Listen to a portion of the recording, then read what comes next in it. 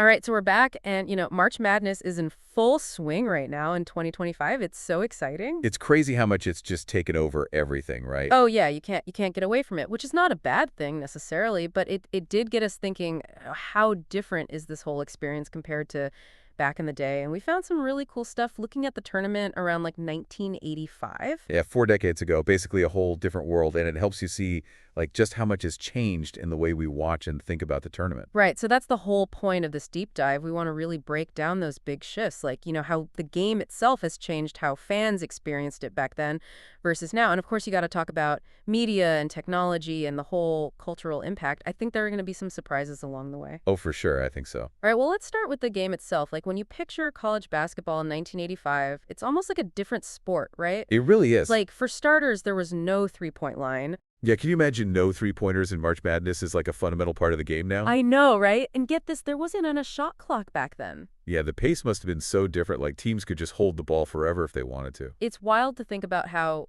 those two things alone just completely changed the way the game is played. Oh, absolutely. I mean, without the three-pointer, the whole game was focused around the basket. More post play, more mid-range shots, and defenses could really pack the lane. So it's probably a lot more physical too, right? Oh, yeah, for sure. Then when the three-pointer came in the next year, everything opened up. Suddenly, defenses had to spread out to cover the perimeter, and it created all these driving lanes for offenses. And you can't forget about the shot clock. I mean, that just forces teams to play faster, right? Definitely, it injects this urgency into every possession. You can't just sit back and wait for the other big shot anymore. And speaking of strategy, it seems like the game was just simpler overall back then compared to like the crazy offensive sets and defensive schemes you see in 2025. Oh, yeah, you're right about that. In 1985, it was more about fundamentals, solid defense, good rebounding, and, maybe a few set plays. Right, whereas now it's like a chess match out there. It really is. And a lot of that has to do with data and analytics.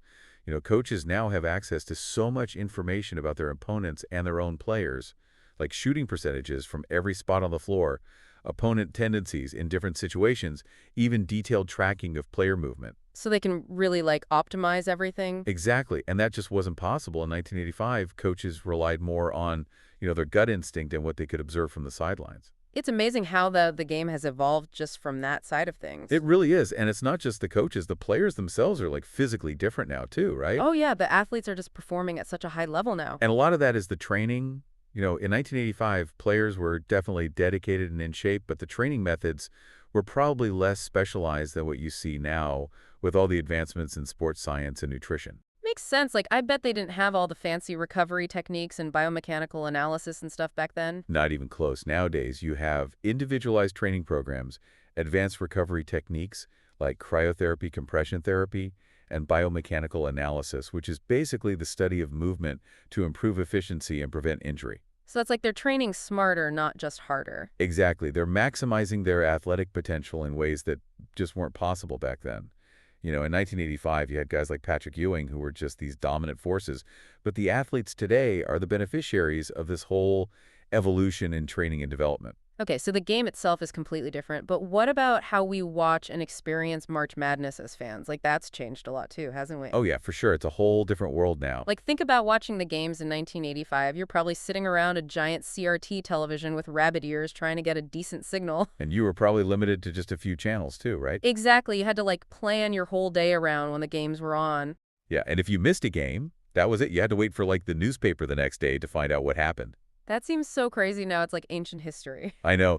And the idea of just being able to stream any game live or on demand on any device you own, that was like science fiction back then. It's mind-blowing, right? And it's not just about where we watch, it's how we interact with the games now, too. Like, social media is such a huge part of the whole experience. Yeah, everyone's sharing their reactions, their hot takes, their memes all in real time. It's like this constant conversation happening alongside the games themselves. It's like a whole other layer of entertainment. It really is. And in 1985, you were limited to talking to the people who were physically around you. But now it's this global digital conversation with millions of people. And who knows, maybe in the future we'll be watching games through virtual reality and like interacting with each other in these virtual arenas. That would be wild. It's like the possibilities are endless now.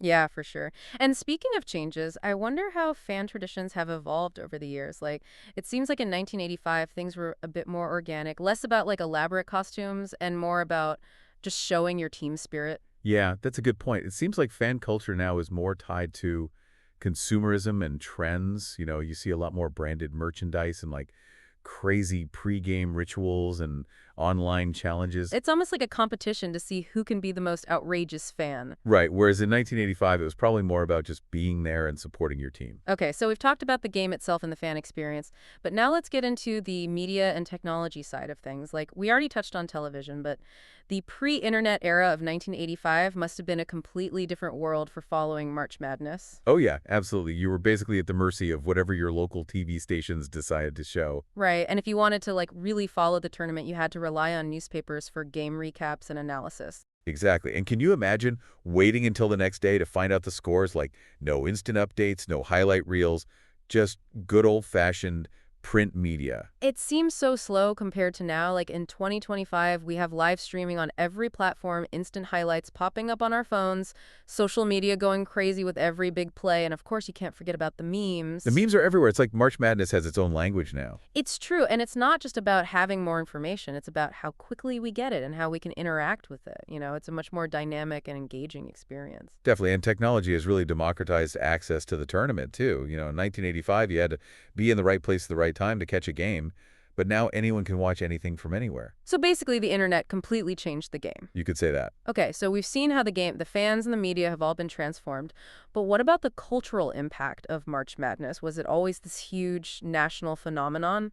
Well, it seems like in 1985 it was definitely growing in popularity, but hadn't quite reached the level of cultural saturation that it has now. Like it was still mostly a big deal for college basketball fans? Right, whereas now it's like everyone gets swept up in the excitement, even people who don't normally follow basketball. Yeah, you have office pools, casual fans watching the big games, and those crazy buzzer beater moments always seem to go viral. And don't forget about the money involved, like the billion-dollar brackets that people are filling out. Right, it's become this huge economic force, too. Exactly. So basically, March Madness has gone from being a big sporting event to being this, like, full-blown pop culture phenomenon. It's pretty incredible when you think about it. It is, and it just shows you how much things can change in just a few decades. All right, so let's recap. We started with the game itself, how the rules and the style of play have evolved. Then we talked about the fan experience, how technology and social media have changed how we watch and interact with the games.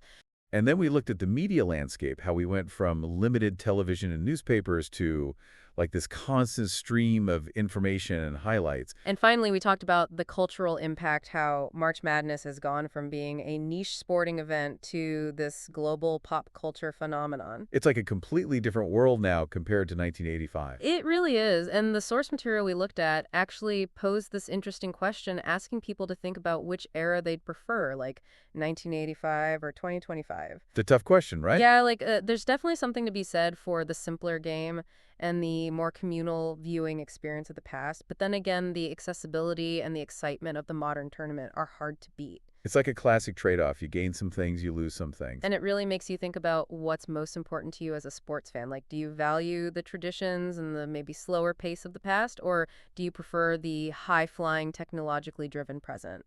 There's no right answer, but it's definitely something to think about. For sure. And it makes you wonder what the next 40 years will hold for March Madness. Will we be watching games through holograms or something? Who knows, but it's exciting to think about. Absolutely. Well, that's our deep dive into the evolution of March Madness. Thanks for joining us, and keep those brackets filled out. And into the rest of the tournament. Go team. Yeah, go team. All right. See you next time.